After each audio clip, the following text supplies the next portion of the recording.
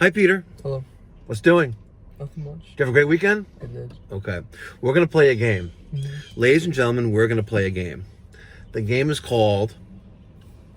Hot or not. Hot or Not. So,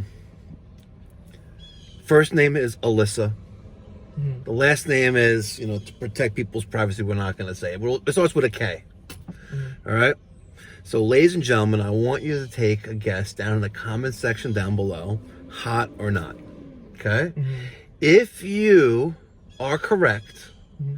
and I guess I'll be the judge if she's hot or not. Actually, we'll make you the judge. Okay. All right?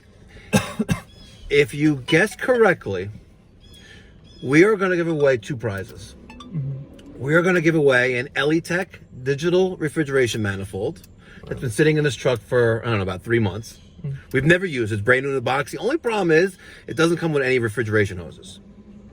And the second gift we're going to give away is a Top TIS combustible gas leak detector. Sweet. 2 giveaways. Hot or not. Let's go. Timer flash 7 times. BTU system. You ain't testing, you're guessing. All right, Peter. We have very limited footage inside, only because she's that fucking hot.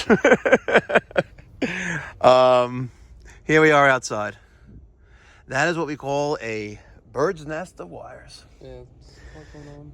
Now, there are some HVAC technicians out there that say this is acceptable. Mm-hmm. They do. They feel that leaving it inside the box is acceptable. Sounds like a hazard to me. Yep, I agree. All right, that's our capacitor start relay. Here is that 40/5 dual capacitor. Yeah, not bad for this old York. Yeah, York. Yep. All right. No, sorry, Luxaire. Same thing. So we have a 3-ton outdoor unit. We have a 5-ton. I took a picture of it. I took a few pictures, actually. Let me show you what we saw. We have... See, there's our model and serial number of the indoor unit. There's that blower. But let me show you something. All right? Take a look at this. That is how filthy it was. That is just gross. But we took it outside. See? Taking it apart. And we cleaned it. And then we are with the blower, air drying it off. See? Night and day difference. This is what you expect when you call Pipe Doctor. 516-348-6300. All right, so we pulled the dual capacitor out, which is reading 40/5. And between these terminals, now you notice everything has two on it. This is abnormal. Maybe it's normal for this made in China company. Look, Kenisa, Georgia? Kenisa, oh, Packard, but still made in China. But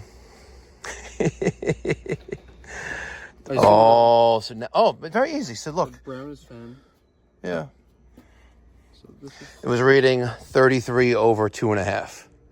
So we're putting in the AmRad, made in America, 40/5. Now we're trying to figure out wiring. Very easy, Peter. Mm-hmm. See the sticker? Mm-hmm. See that sticker? Mm-hmm. Boom. Look. So this top one had the blue and that black. That one's, you know what? I bet you we can clean this off and see what it is. What do you want to bet? All right, Peter, so one observation. We have this relay capacitor, right? Which is going to here, right? And one went to compressor, right? Mm-hmm. We could realistically put one on our CPT terminal. Okay. Oh. So instead of there. Right? All right, so we just moved that one blue wire and put it on our CPT terminal, which stands for Compressor Protection Terminal. So now we're protected.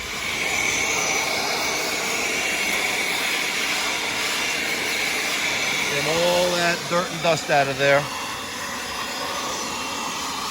Make it nice and clean.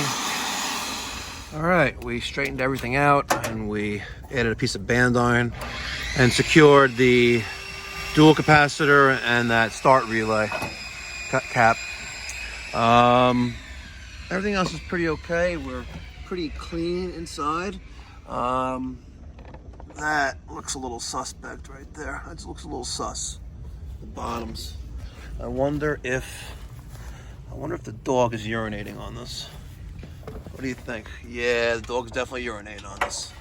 100%. There that is. I wonder if they just put this in there because they noticed that. What do you think, Peter? Maybe.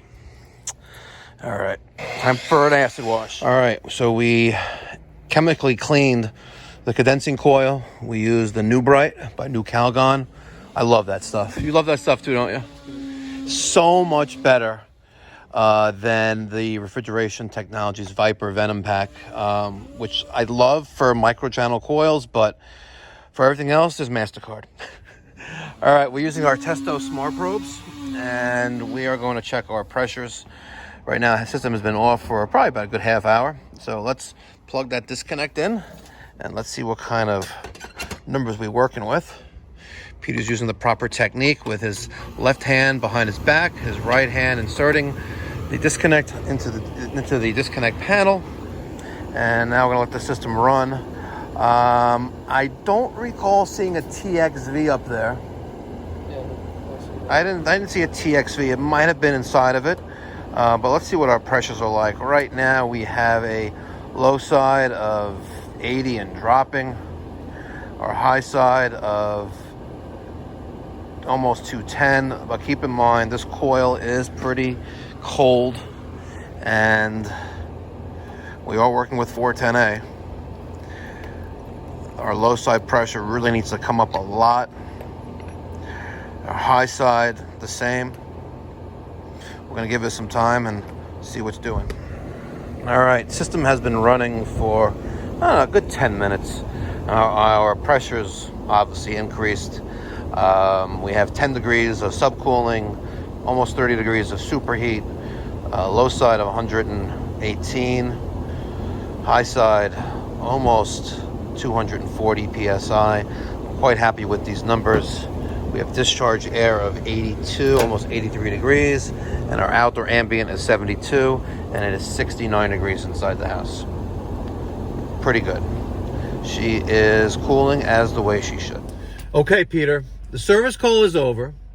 You need to decide, hot or not? I would say she's attractive.